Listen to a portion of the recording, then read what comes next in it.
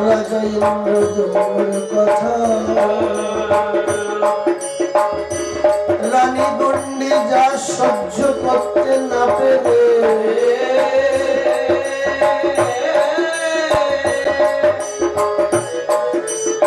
খুলে দিল মন্দিরের দরজা। অসম্পূর্ণ মূর্তি পেল কলিঙ্গের রাজা।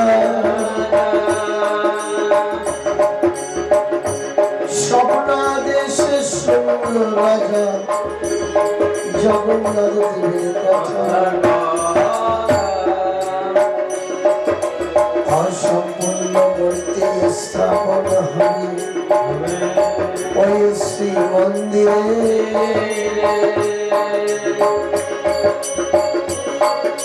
সোনার উপর দিয়া রাজা কিন্তু হাত পাও করতে পারে। সেই সকল কথা শোনার পর রাজা সকাল বেলায় রানী গুন্ডিজাকে ডেকে বলে, কিভাবে এই মূর্তি স্থাপন হবে ওই মন্দিরের গর্ভগৃহে।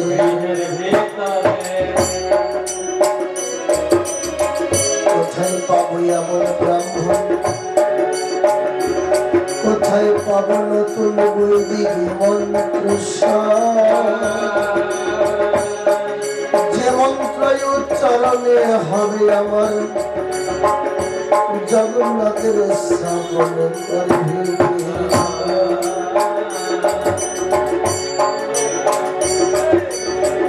রাজা ইন্দ্রদমন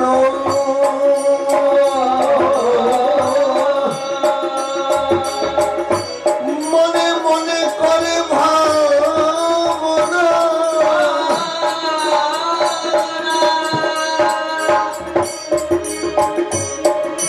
কি করে হবে মহাপ্রভুর স্থাপন।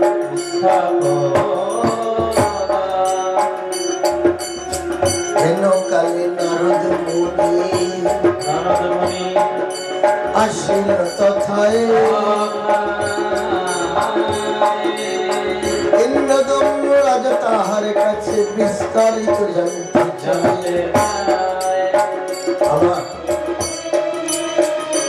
যখন রাজা চিন্তামগ্ন যে কি করে জগন্নাথ দেবের প্রতিস্থাপন হবে শ্রীমন্দিরের গর্ভগৃহে, রাজা যখন চিন্তিত, হেনকালে নারদ মুনি বিনাল হাতে হরিনাম গাইতে গাইতে উপনীত হল। রাজা ইন্দ্রদম্ন এবং রানী গুন্ডিজা সশ্রদ্ধ প্রণাম জানিয়ে নারদ মুনির কাছে জানতে চায়, বলিবার কৃপা করে বলবেন কি করে স্থাপন হবে জগন্নাথ স্বামী। মন্ত্রতন্ত্র আমরা তো কিছু নাহি জানি, বলো বলো হে নারদ মুনি,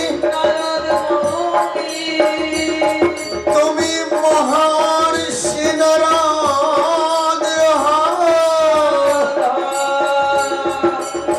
14 লোকে হরি নাম গুণ সদা তুমি বেদ বিধি যত আছে সবই আছে তোমার জানা। নারদ মুনি, হে দেবর্ষি নারদ, তুমি ঋষি শ্রেষ্ঠ, তাই তোমার থেকে উত্তম ভাবে এই মূর্তি স্থাপন অন্য কেউ জানবে না, আমাকে বলতে পারো। নারদ মুনি দেখে বললে, রাজা ইন্দ্রদম্নের ধারে এই জগতে একজন আছে এই মূর্তি স্থাপন করতে পারে, তবে আমি বললে হবে না রাজন, তোমার যেতে হবে, তাহার কাছে বিনয় মতো প্রার্থনা করতে হবে।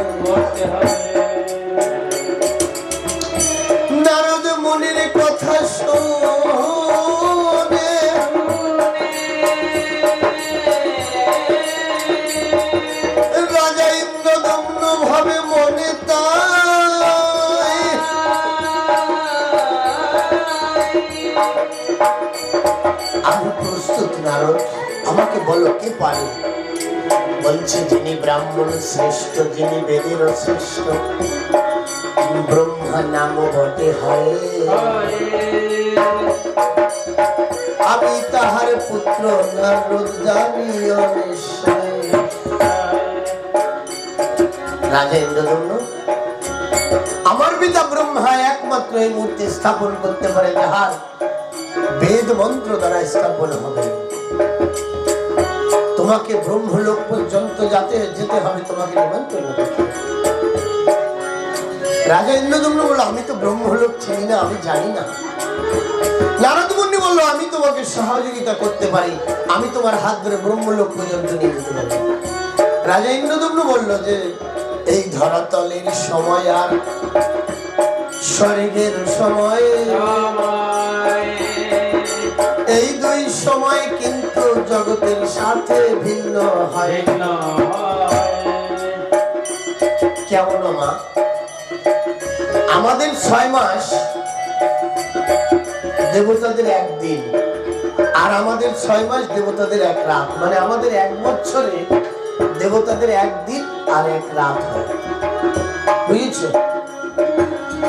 আর ব্রহ্মার একদিনে আমাদের চতুর্যুগ পার হয়ে যায়। ব্রহ্মার যখন রাত্রি আসে, আমার কথা নেবে, প্রলয় হয়ে যায় সৃষ্টি ওই না রসাতলে। তাহলে নারদ মুনি, আমি যে ব্রহ্মলোকে যাব, এই ধরাতল থেকে আমি ব্রহ্মলোক পর্যন্ত পৌঁছাতে পৌঁছাতে এই ধরাতলে কত দিন কত বছর কেটে যাবে, আমি ফিরে আসতে আসতে তো সব পরিবর্তন হয়ে যাবে। তাহলে কি করা যায়?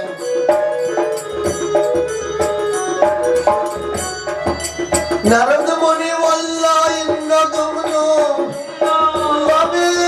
আমার কথা, আমি ভগবান শ্রী নারায়ণের চরণে প্রার্থনা করে এই সময়ের গতিকে রোধ করে দেব। কেমন? সময় স্তব্ধ হয়ে যাবে, কেউ তো জানবে না। তবে একটা কাজ করতে হবে। দেবী গুন্ডিজা, আমার তুমি তোমার প্রজাদের বললে একখানি মন্দির নির্মাণ করো। যতদিন রাজা ইন্দ্রদম্ন এই ধরাতলে ফিরে না আসে, ততদিন তুমি সেই ঘর থেকে বেরোবে না। তুমি নিত্য নিত্য ভগবান নারায়ণের স্তুতি করবে, তুমি তপস্যায় লীন হবে। তোমার তপস্যার শক্তির দ্বারা রাজা ইন্দ্রদম্ন ব্রহ্মলোক পর্যন্ত যেতে পারবে, ব্রহ্মাকে আনবার তরে। দেবী গুন্ডিজা কি করলেন? যেখানে জগন্নাথ দেব বর্তমানে গিয়ে থাকে 7 দিন, যাকে গুন্ডিজা মন্দির বলে, এই মন্দির নির্মাণ করে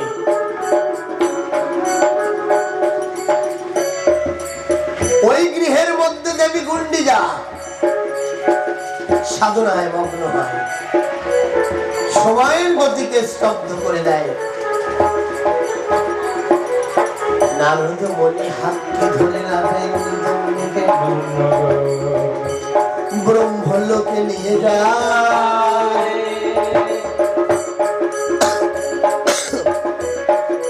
ধরা তলে কতকাল পূর্ণ হয়ে যায়।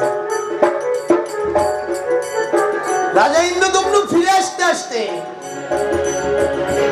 বহু রাজা পরিবর্তন হয়ে যায়, বহু রাজা পাল্টে যায়, কাল পরিবর্তন হয়ে যায়। রাজা ইন্দ্রদম্ন ব্রহ্মার কাছে প্রার্থনা করে, হে প্রজাপতি ব্রহ্মা, আমার মনে ছিল বাসনা আমি ভগবান নারায়ণের অসম্পূর্ণ মূর্তিকে ওই মন্দিরে স্থাপন করব। আপনি যদি পৌরোহিত্য করেন, আমি বড় কৃতার্থ হব। হে প্রজাপতি, বলে, শোনো রাজা, আমার কথা নেবে? আমি ব্রহ্মলোক থেকে ধরা পর্যন্ত যেতে অনেক সময় বয়ে যাবে। তুমি তো ব্রহ্মলোকে এসেছো, তাই তোমার বয়স পরিবর্তন হয়নি, তুমি তেমন যুবক রয়ে গেছো যেমন ভাবে আমার কাছে এসেছো। কিন্তু আমি তোমার সঙ্গে পৃথিবী লোক পর্যন্ত যেতে যেতে তুমি বৃদ্ধ হয়ে যাবে, বহু কাল পাল্টে যাবে, বহু রাজা পরিবর্তন হয়ে যাবে। তুমি কি সবকিছু গিয়ে খুঁজে পাবে? বলছে নারদ মুনি তো বলছেন, সময়ের গতিকালকে ব্রহ্মলোক পর্যন্ত তিনি দাঁড় করিয়ে দেবে। শুধু পৃথিবীর সময়কাল কিছুটা পরিবর্তন হবে। ব্রহ্মা প্রস্তুত হয়েছে। ব্রহ্মা বলছে, রাজন, এই যে আমার বড় ভাগ্য, আমি প্রভু জগন্নাথের বিগ্রহকে স্থাপন করবো এই শ্রীমন্দিরে। হায় হায় রে, এমন ভাগ্য এই জগতে আর কার আছে? ব্রহ্মা রাজা ইন্দ্রদম্নর সাথে নারদ মুনিকে লয়ে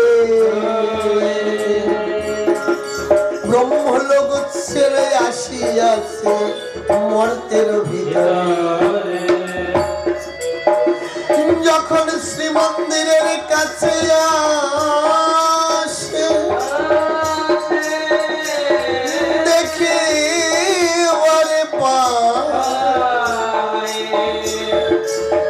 ধরা তলে কত বৎসর পার হয়ে যায়। সর্বপ্রথম এসে দেবী গুন্ডিজার কথা মনে পড়ে। রাজেন্দ্র জেনেছিল যে গুন্ডিজা গৃহের মধ্যে সাধনায় মগ্ন থাকবে। যখন গিয়ে গুন্ডিজার দরজা খুলে দেখিবারে পায়, গুন্ডিজার সাধনায় মগ্ন আছে, বৃদ্ধ অবস্থায়। রাজা ইন্দ্রদম্ন সেই ব্রহ্মলোক থেকে ফিরতে ফিরতে দেবী গুন্ডিজা বৃদ্ধ হয়ে গেছে, তাই কত বছর পার হয়ে গেছে। আর যখন রাজা ইন্দ্রদম্ন এই ঘরাতে এসেছে, তারারও চুল টুল পেকে গেছে, বৃদ্ধ হয়ে গেছে। আর গুন্ডিজার সেবা যারা করছিল তারাও বংশ পরম্পরায় যতদিন দেবী গুন্ডিজা গৃহের মধ্যে ছিল, তার রান্না বান্না যা কিছু করছিল, তারাও 2 পিঁড়ি পার হয়ে গেছে রান্না বান্না করতে করতে।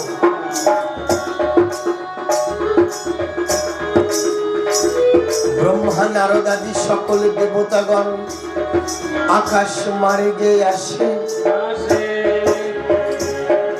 ব্রহ্মা মহাযজ্ঞের আয়োজন করে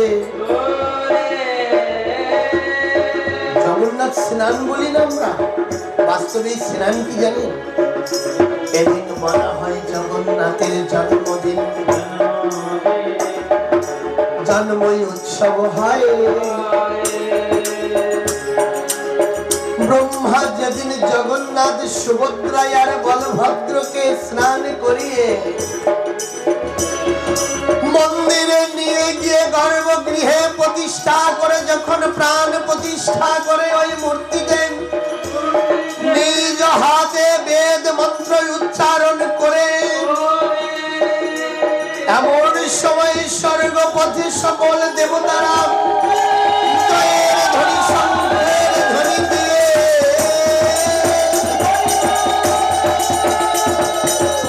তারা পুষ্প বৃষ্টি করে। আমার স্বয়ং ব্রহ্মা নিজ বেদ মন্ত্র উচ্চারণ করে জগন্নাথ দেবকে শ্রীমন্দিরে প্রতিষ্ঠা। উনি ওই জগন্নাথ মন্দিরে মহাযজ্ঞ করে, যজ্ঞ পবিত্রের সঙ্গে জগন্নাথকে স্থাপন করে যখন প্রণাম করে, জগন্নাথ বলভদ্র সুভদ্রা তখন দর্শন দেয়। শ্রীমন্দিরে জগন্নাথ জগন্নাথ বলে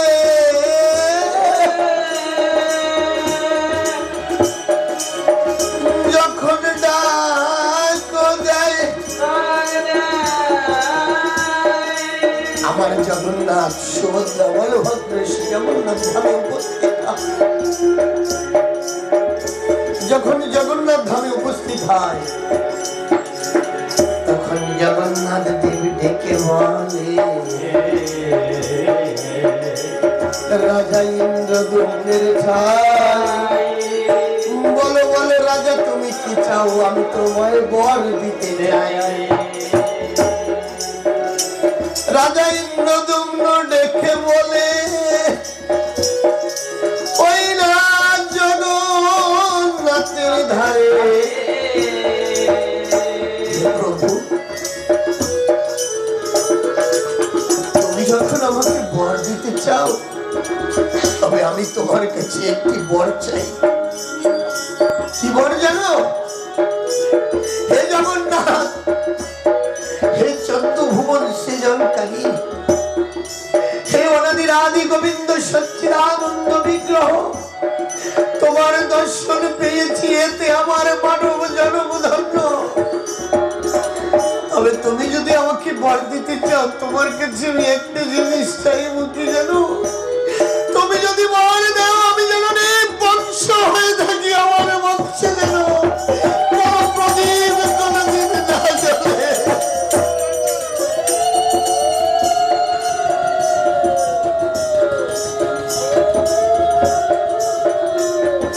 আমার জগন্নাথ ডেকে বলছে, রাজা ইন্দ্রদ্যুম্ন, সবাই তো আমার কাছে ধন ধান্য মণি মাণিক্য কত কিছু চায়, পুত্র সন্তান কত কিছু কামনা করে, কিন্তু তুমি এমন বর চাইলে কেন? রাজা ইন্দ্রদ্যুম্ন বলে, ঠাকুর আমার কথা নেবে না, আমি তোমার কাছে একমাত্র বর চাই, আমি যেন বংশ থাকি, আমার বংশে কোনদিন যেন কোন প্রদীপ না জ্বলে। কেন জানো প্রভু? আমি এই শ্রীমন্দির এই জন্য স্থাপন করছি, আমার বংশে যদি কোনো বংশধর আছে ভবিষ্যতে তারা এই মন্দিরকে নিজের সম্পত্তি বলে দাবি করবে, ভবিষ্যতে এই মন্দির নিয়ে তারা ইনকামের রাস্তা তৈরি করবে, ভবিষ্যতে তোমার নামে হে জগন্নাথ এরা অর্থ উপার্জন করবে। তাই আমি রাজা ইন্দ্রদ্যুম্ন তোমার কাছে একটা বর চাই, আমি যেন নির্বংশ থাকি, আমার বংশে যেন কোনোদিন কোনো প্রদীপ না জ্বলে। দেবী গুন্ডি যাও তখন ধুলায় লুটে বলে বলে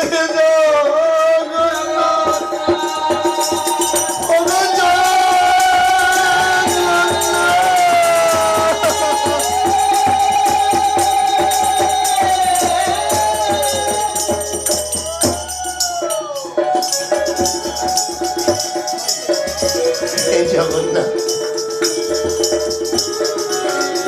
আমি তো কোনদিন কাউকে পুত্র স্নেহ দিতে পারিনি,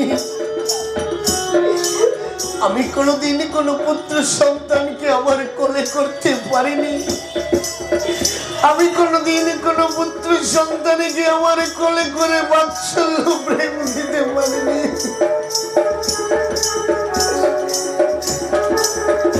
আর আজ আমার স্বামী তোমার কাছে নির্বংশ হয়ে যাওয়ার আশীর্বাদ,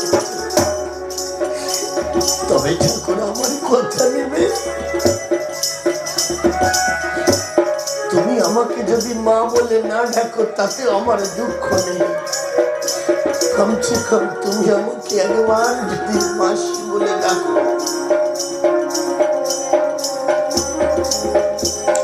কথা দাও ঠাকুর।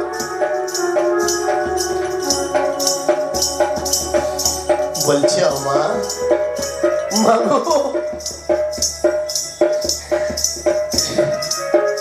তুই চিন্তা করিস না মা, তুই যে গৃহে বসে আমার কঠিন তপস্যা করেছিস, আমি এই শ্রীমন্দির থেকে বছরে একবার আমার প্রজাদের সঙ্গে সাক্ষাৎ করবার জন্য সারা বছর প্রজারা, সারা বছর আমার ভক্তরা আমার কাছে ছুটে আসবে, কিন্তু কি জানিস বছরে একদিন এমন আসিবে সেদিন আমি এই শ্রীমন্দির ছেড়ে বাহিরে যাব। আমি সকল ভক্তবৃন্দের সঙ্গে নিজে সাক্ষাৎ করে মা গুন্ডিজা, সারা বছর ভক্তরা আমার কাছে ছুটে আসবে, কিন্তু আমি বছরে একদিন আষাঢ় মাসের তৃতীয়ায় আমি এই শ্রীমন্দির থেকে বাহিরে যাব। আমার যত ভক্ত আছে সবার সঙ্গে আমার সাক্ষাৎ হবে। আমি তোমার কাছে গিয়ে তোমার ওই মন্দিরে আমি সপ্তম দিবসে থাকিব। সপ্তম দিবস পরে পুনরায় আমার মা আমি শ্রীমন্দিরে ফিরে আসব। এই সপ্তম দিবস তুমি তোমার গৃহে রেখে আমাকে বাৎসল্য প্রেমে ভালোবাসবে। আমার প্রতি তোমার যে কর্তব্য তুমি করবে।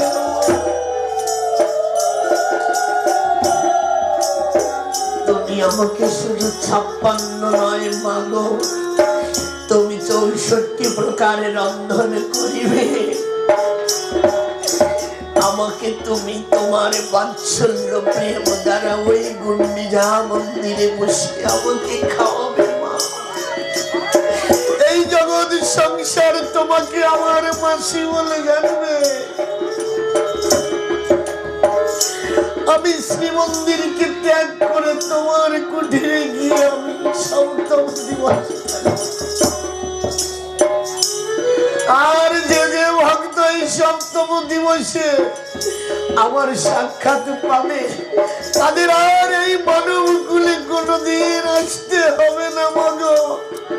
অনায়াসে সে আমার গোলকে বৃন্দাবন পাবে। আমি তোমাকে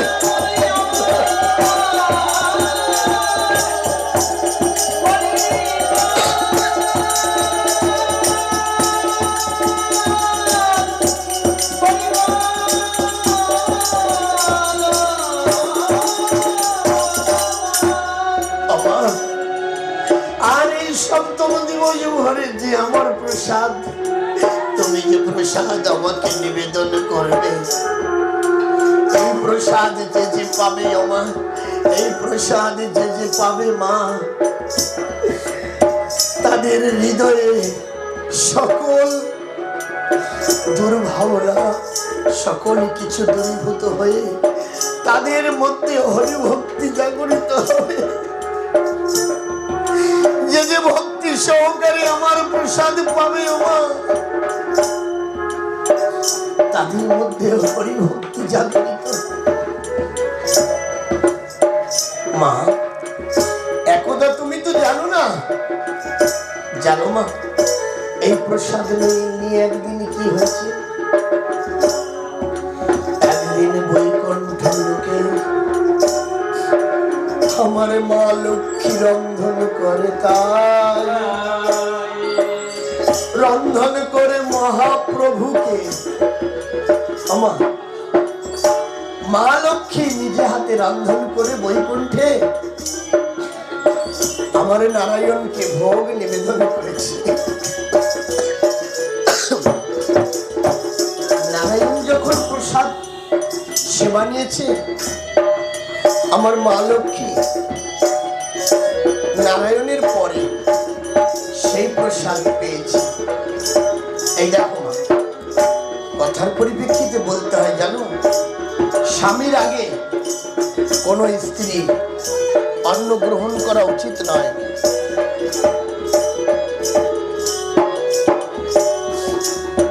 স্বামীর আগে কখনো স্ত্রীরা অন্ন গ্রহণ করতে হয় না মা, তাতে মহাপাপ হয়।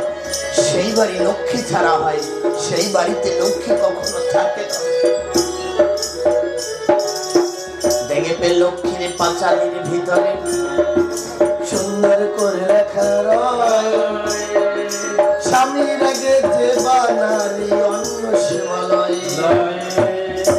তাহার ঘর লক্ষ্মী ছাড়া হয়, তোমরা দেখিবারে পাবে। 12 মাসে লক্ষ্মীর পাঁচালি তোমরা পড়িয়া দেখিবে। কেন জানবা? স্বামী হচ্ছে নারায়ণ।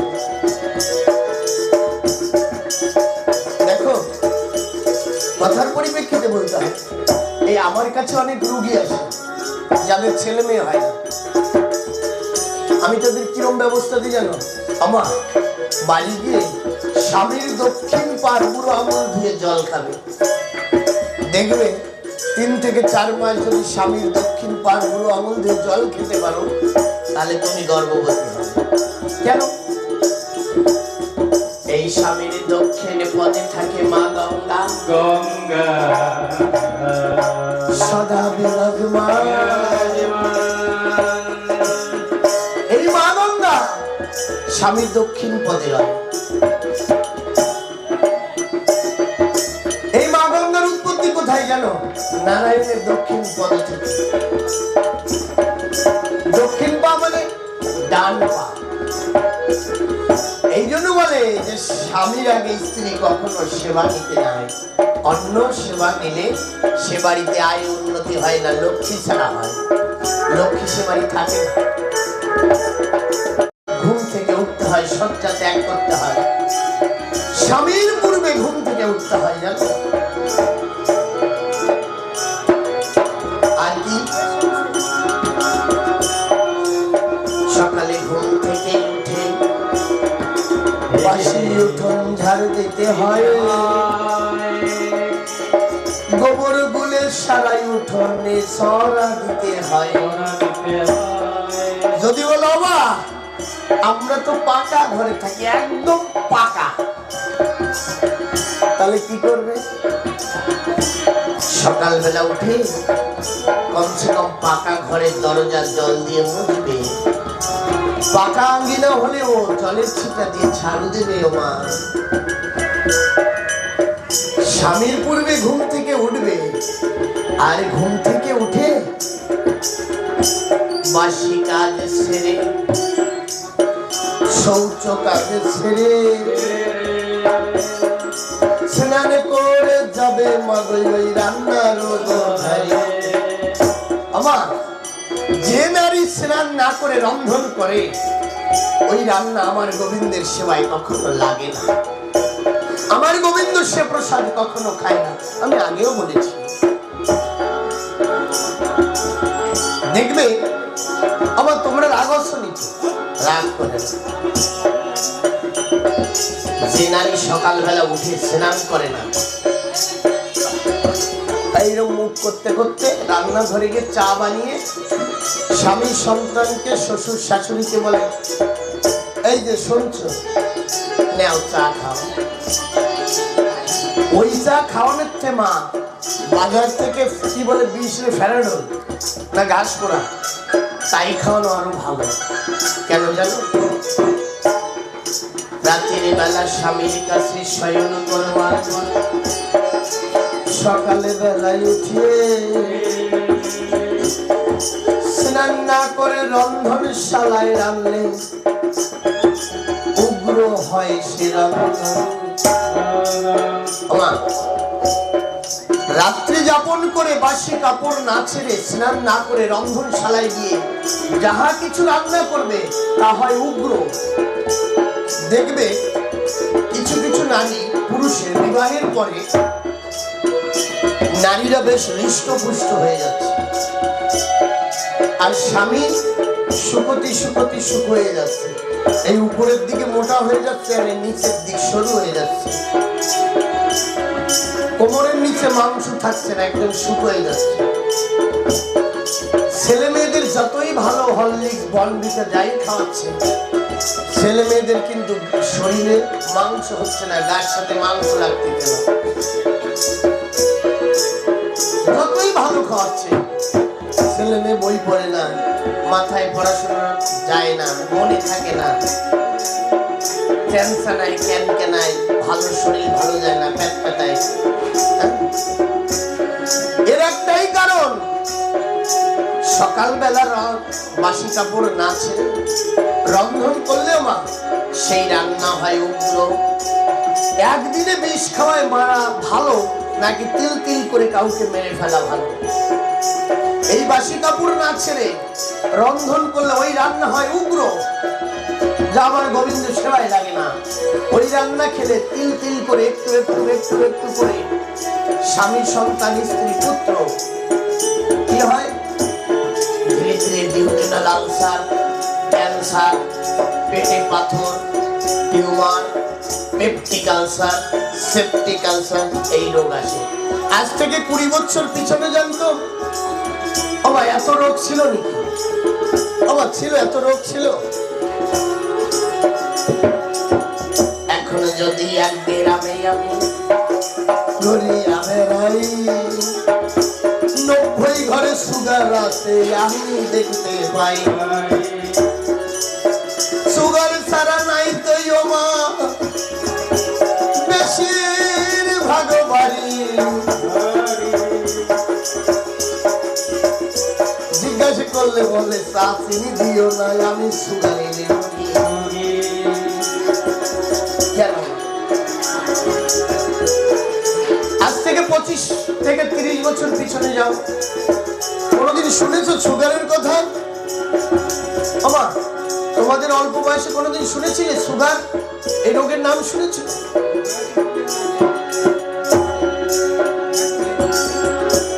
কেন হয় জানো? তোমরা যারা এখন 60 বছর হয়েছে, যারা 50 বছরে আছো, তোমরা গো শাশুড়ির কাছে সবকিছু শিখেছ। স্বামীর আগে ঘুম থেকে ওঠা, আর আঙিনায় ছড়া দেওয়া, স্নান করে রন্ধনশালায় রান্না করতে যাওয়া। এখনকার বৌমাদের বললে তারা অমনি ফনা দেয়, ফনা ধরে তোমাদের ঠোকর মারতে চাই। তাই আজকালকার শাশুড়িরা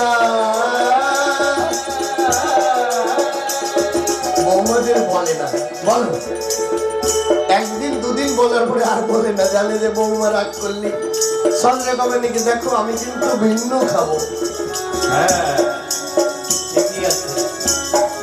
তাই এই জন্য এত রোগ শোক দেখবে প্রতি বাড়িতে, এমন কোনো বাড়ি নেই আমার জানা মতে যে তার বাড়িতে কোনো না কোনো রোগ নেই।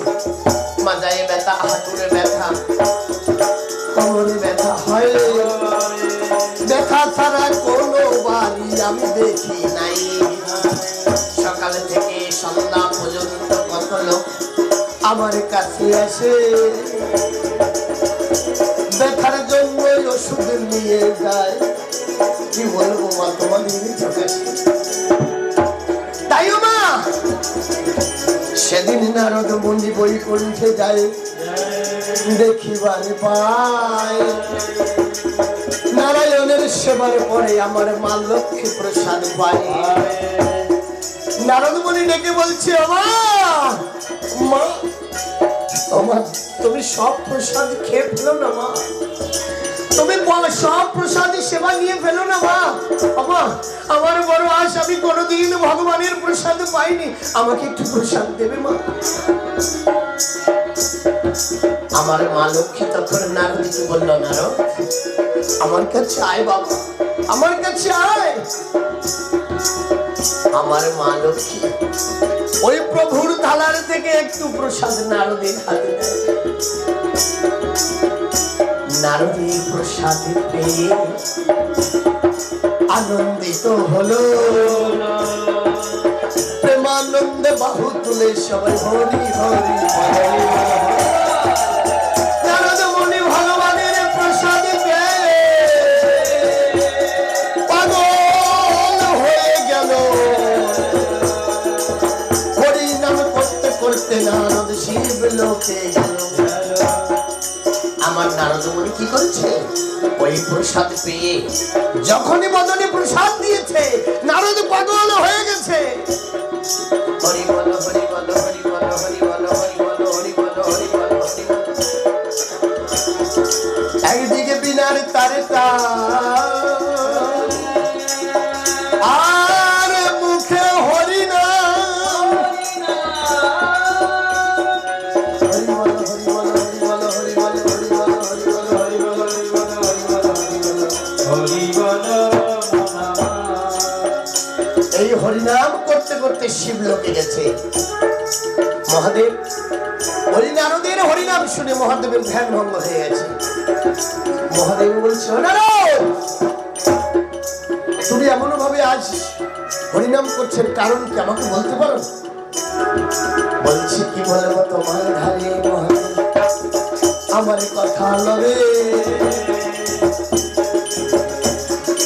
যদি চাও আমার কাছ থেকে প্রভুর প্রসাদ পাবে। বলছি, নারদ বলছো কি? বলছে, হ্যাঁ মহেশ্বর, আজ আমার ভাগ্যে হয়েছে এই অনন্ত কোটি বিশ্বে, এই অনন্ত কোটি বিশ্বের মালিক যিনি কোনদিন তার প্রসাদ পাইনি, আজ আমার ভাগ্যে হয়েছে আমি একটু প্রসাদ পেয়েছি। মহাদেব বলছে, নারদ, তুমি একা খেও না, আমাকে একটু দাও, আমি একটু পেতে চাই ওই মহাপ্রসাদ।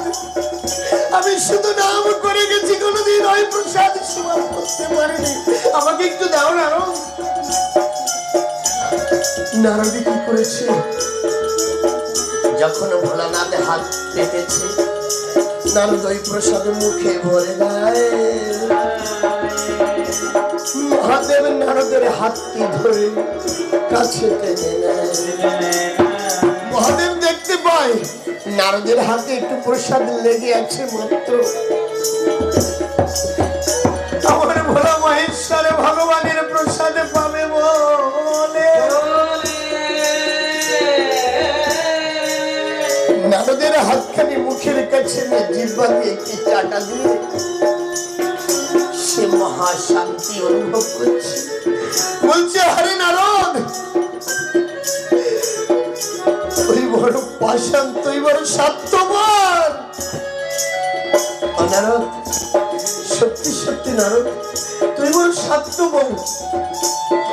তুই ভগবানের প্রসাদে পেলি, একা একা সব খেয়ে ফেললি, আমার জন্য তুই রাখলি না। তোর হাতের আঙুল খানায় আমি যখন চাটা দিয়েছি, আমি বড়ই আনন্দ অনুভব করেছি। এমন প্রসাদ আমি কোনদিন খাইনি।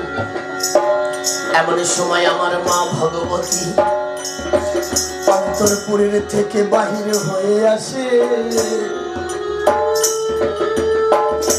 মা ভগবতী বাহির হয়ে এসে ওই দুজন আর হরিনাম দেখে মা ভগবতী বলে,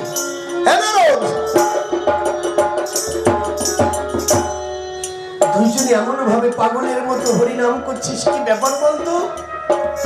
বলছে, মা তুমি শুনবে, আমি সেই অনাদির আদি, সেই বিশ্ব ব্রহ্মাণ্ডের মালিক। আজ আমি সেই মহাপ্রভুর প্রসাদ পেয়েছিলাম।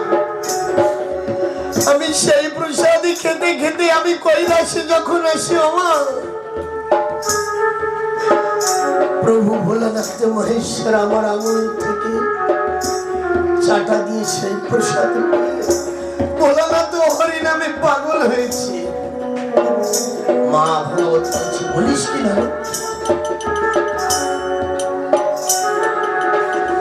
তাহলে আমার ভাগের প্রসাদ কোথায়? আমি কোথায় প্রসাদ পাবো? আমার ভাগের প্রসাদ কোথায়? আমি কোথায় প্রসাদ পাবো? বলছে, আমার সব প্রসাদ তো শেষ হয়ে গেছে। বলছে, আমি ওসব কিছুই জানতে চাই না, আমি এই প্রসাদ পেতে চাই। তাই মা ভগবতী প্রসাদ পাওয়ার আসে ধ্যানমগ্ন হয়, বহু বছর ধ্যান করে ওই কৈলাসের গোপায়। বহু বছর সাধনা করবার পর স্বয়ং নারায়ণ মায়ের সম্মুখে এসে দাঁড়ায়।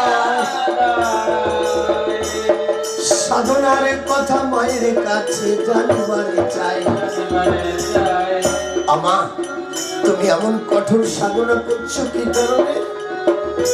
বলছে প্রভু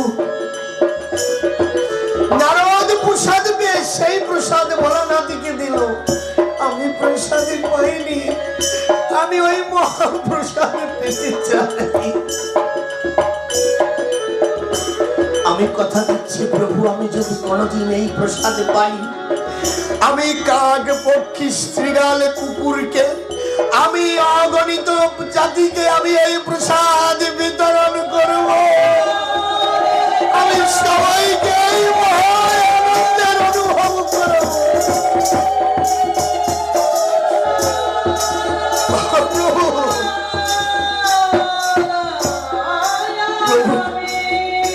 তোমার প্রসাদ থেকে কাউকে আমি বঞ্চিত করব না। আজ তোমার প্রসাদে পাবার লাগি আমি বড় ব্যাকুল হয়ে এত বছর সাধনা করেছি, তোমার প্রসাদে পাইনি। আমি তোমায় কথা দিচ্ছি প্রভু, তুমি আমাকে বলো তোমার প্রসাদ আমি কোথায় পাবো? তোমার প্রসাদ আমি যদি কোনোদিন পাই প্রভু, আমি আজ চণ্ডালে এই প্রসাদ বিতরণ করব। আমি শ্রীগাল কুকুর সবাইকে পক্ষীবাসীকে আমি এই প্রসাদ বিতরণ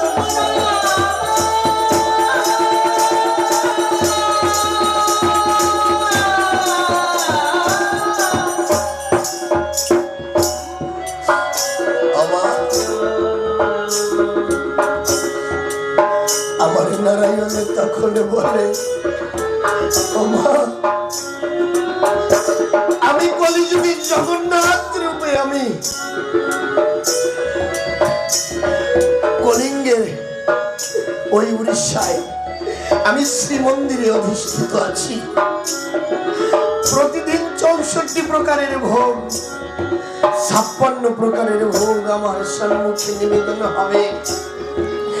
আর আমাকে ওই ভোগ নিবেদন করার পরে ওই প্রসাদে তুমি পাবে। তারপরে ওই প্রসাদ তুমি নিজ হাতে এই জগৎবাসীকে চণ্ডালকে তুমি বিতরণ করবে।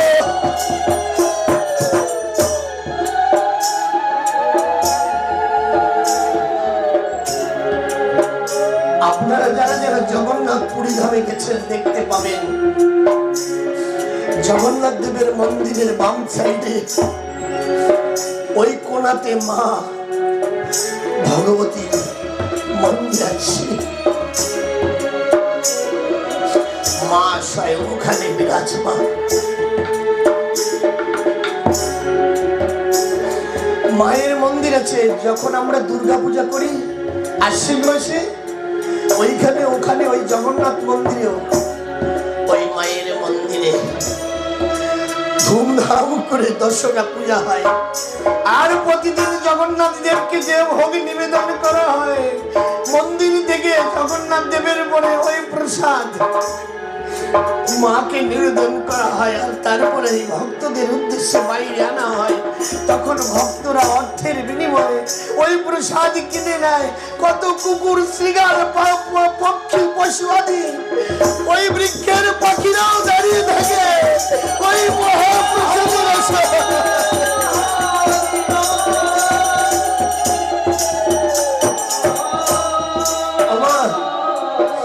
আমি গত বছর সদল বলে নিজে গিয়ে দেখেছি মা। আমি গত বছরে যখন পুরী ধামে যাই আমি দেখি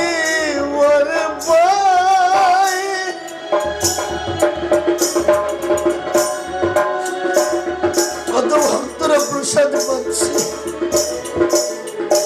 আর যে প্রসাদ ভান্ডে রয়ে যাচ্ছে সেই প্রসাদ এখানে ওখানে রেখে দিচ্ছে। কত কুকুর সেই প্রসাদ বড় ভক্তি করে। আর যখন মন্দির থেকে প্রসাদে বেরিয়ে আসে, ওই বট বৃক্ষের ডালে কত পাখিরা কত সুমধুর গান গায় ওই প্রসাদ পাওয়ার আশা।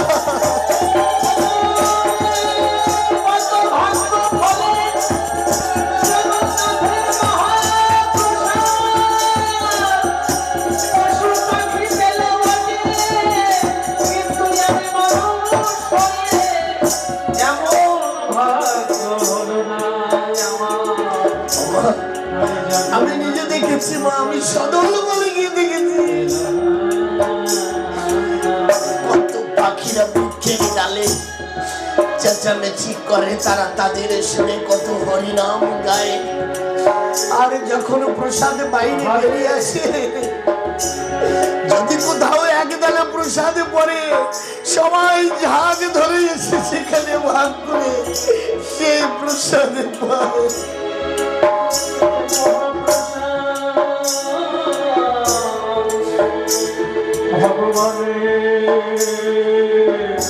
আর সেদিন আমার মা মহামায়াকে নারায়ণ বলেছিল, মহামায়া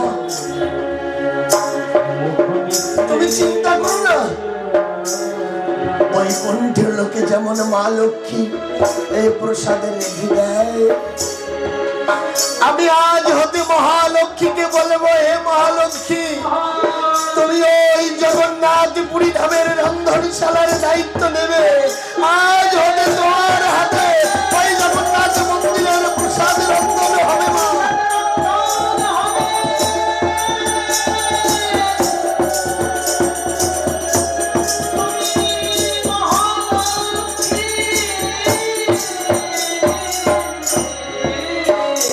নারায়ণ তখন মহালক্ষ্মীকে আদেশ ছিল, লক্ষ্মী আজ হতে তুমি শ্রীমন্দিরে রন্ধনশালার ভার নেবে, আমার বিগ্রহের কাছে রেখে তোমারও পূজা ওই শ্রীমন্দিরে হবে, কিন্তু ওই রন্ধনশালার দায়িত্ব তোমার থাকবে। ও মা, ওই রন্ধনশালায় সবাইকে ঢুকতে দেয় না, কিন্তু আমার একটা শিষ্য ছেলে ওই জগন্নাথ মন্দিরে থাকে, গত বছর এখানে এসেছিল, 3 দিন থেকেছে এখানে এসে। আমি যখন জগন্নাথ ধামে গেলাম, আমার হাত ধরে নিয়ে গেছে, বলছে বাবা আসুন, আমি আপনাকে মা লক্ষ্মীর রন্ধনশালা দেখিয়ে নিয়ে এসেছি, যে রন্ধনশালার ভিতরে 3টে ধাপে রন্ধনশালা, 1600 উনুন বানানো আছে, 1600। সেখানে কোনো কারেন্টের বাতি জ্বলে না মা, কোনো কারেন্টের বাতি জ্বলে না, প্রদীপ জ্বালানো হয়। আর রান্না বান্না কিসে হয় জানো? অনেকে একটা ভুল ধারণা যে একটার হাড়ির পর একটা হাড়ি দিয়ে 7টা হাড়ি দেয়, তার উপরেরটা রান্না হয় মা। না না, ওটা ভুল ধারণা মা, আমি নিজে দেখেছি, ওভাবে রান্না হয় না। এই দেখো আমার দিকে তাকাও, এইভাবে উনুন বানানো, এখানে একটা ছিদ্র, এখানে একটা ছিদ্র, এখানে একটা ছিদ্র, এখানে একটা ছিদ্র, এইভাবে 7টা ছিদ্র। আর একটা যেটা বলে না উনুনের মহান, এইভাবে হাড়ি পুরো ভরা থেকে মাটি দিয়ে, এইভাবে 7টা হাড়ি বসে ওর মুখটা বন্ধ করে দেওয়া হয়। এর মধ্যে মশলা তেল যাহা দেবে একত্রে দিয়ে দেয়, একের সাথে কিভাবে যেন হাড়ির মধ্যে রান্না হয়ে যায়।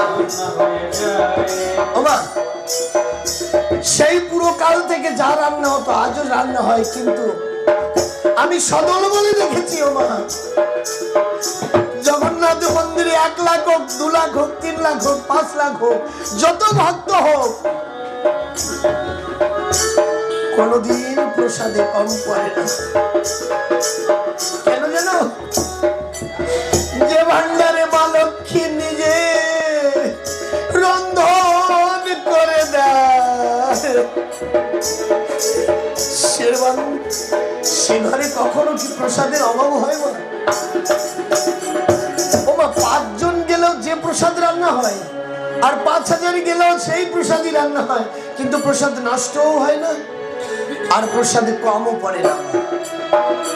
আর যেটুকু থেকে যায় সেটুকু কাক পক্ষী পশু আদি সবাই ভাগ করিয়া খায়।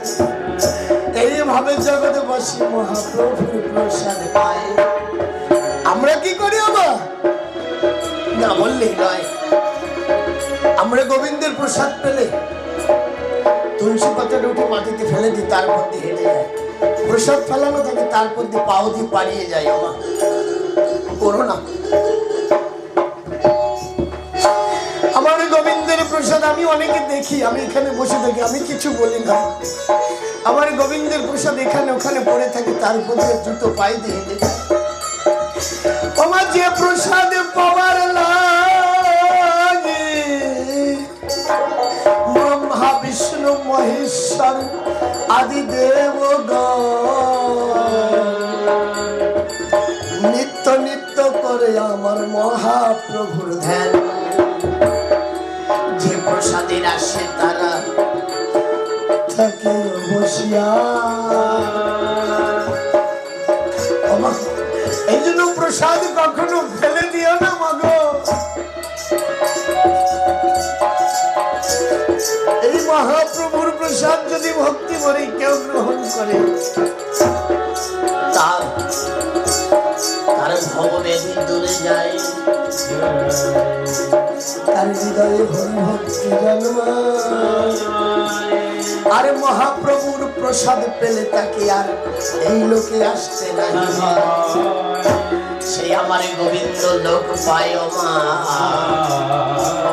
থাকে ওই গোলক মণ্ডলে। এই কথাই তো পুরাণ পদ্মে লেখা পাই বলে।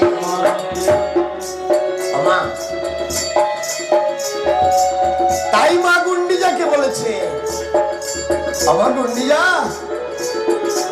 আমি সপ্তম দিবস রব তোমার কঠিনে, এই জগতে বসি আমার প্রসাদ পাবে। আর যে যে আমার মুখ দর্শন করবে তারা এই মঠকে কোনোদিন আসতে হবে না, সে অনায়াসে আমার লোক প্রাপ্ত হবে।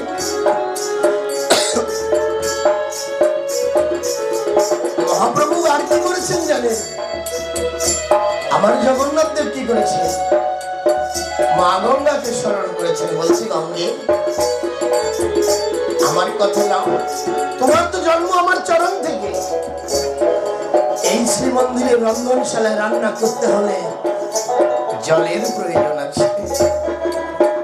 তাই আমার জগন্নাথ সেদিন গঙ্গাকে যখন স্মরণ করে তাই গঙ্গা এসে সেই ক্ষণে আমার মহা জগন্নাথ প্রভুর সম্মুখে এসে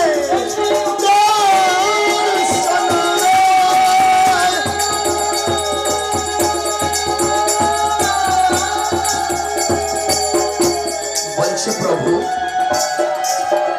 আমার জন্য কি সেবা? প্রভু আপনি আমাকে দেখেছেন, আপনি আমাকে স্মরণ করেছেন, প্রভু আমি আপনার কি সেবা করতে পারি? বলছে, গঙ্গা তুমি আজ হতে নিত্য নিত্য এই জগন্নাথপুরী ধামের রন্ধনশালার দক্ষিণ দিকে বিরাজিত হবে। তোমার কূপের জল যেন কোনদিন শুকিয়ে না যায়। এই জগন্নাথপুরী ধামের চারিদিকে ওই সমুদ্রের লবণাক্ত জল ভরা, কিন্তু আমি তোমাকে আশীর্বাদ করি না, তুমি হও এই রন্ধনশালার দক্ষিণ ধারে অধিষ্ঠান। তোমার কূপের জল যেন কোনদিন লবণাক্ত না হয়। তুমি মিষ্ট অমৃতর ন্যায় জল প্রদান করিবে, সেই জল দিয়ে নিত্য নিত্য আমার ভোজন রান্না হবে। এমন সময় যমুনা ডাক দিয়ে বলে, যিনি পুরোকালে বিরোধে ছিলেন, যমুনা বলছে, মহাপ্রভু হে স্বামী জগন্নাথ, তুমি শুধু দেবী গঙ্গাকে তোমার সেবায় লাগিয়েছ, আমি কি অপরাধ করেছি বলো? আমি কি অপরাধ করেছি? কলিযুগে কি আমি তোমার সেবায় লাগবো না? কে যমুনা? এসো, গঙ্গা যদি আমার দক্ষিণের দিকে থাকে, তুমি ওই বাম দিকে রবে। তোমার এই কূপের জলে ভক্ত সেবায় লাগবে। তাই গঙ্গায় আর যমুনা ওই পুরী ধামের রন্ধনশালার দুধি খেতে হয়। যে ভক্ত গিয়েছে জগন্নাথ মন্দিরে দেখিবার, আমার কে কে গেছে জগন্নাথ দেবের ধামে? বলো তো, পুরী ধামে কে কে গেছে? আমার দেখেছো না রন্ধনশালার দুপাশে খুব গভীর। আমি ওই ঢাকনা খুলে যে জাল দেবো, আমি জাল খুলে মাথাটা নিচু করে দেখি যে বহু দূর জল, অনেক দূর, কিন্তু জল আছে থল থল কল বল, জল কুকিরা প্রতিদিন সেবকেরা জলে হাত দিয়া টেনে উঠায়। আমার ওই দুটি কূপে কোনোদিন মোটর লাগানো হয় না, এত যত্ন করে রাখা। আজও মহাপ্রভুর 56 ভোগ রান্না হয়, লক্ষ লক্ষ লোকের প্রসাদ রান্না হয়, কোন জল মোটরে টেনে উঠায় না, পাইপ থেকে ব্যবহার হয় না। ওই গঙ্গায় আর যমুনার জলে মহাপ্রভুর প্রসাদ রান্না হয়, সেই প্রসাদ জগৎবাসী অনায়াসে পায়। আর কি করেছে মহাপ্রভু? বলছে দেবী গণ্ডিজা, আমা আজ হতে পুরো কাল পর্যন্ত আমি কলির শেষ অবধি আমি এই শ্রীমন্দিরে অধিষ্ঠিত থাকব। কোথায় আছো হনুমান তুমি? আমার কথা লবে, এই ক্ষণে তুমি সেই পাহাড় ছেড়ে আমার সম্মুখে আসবে।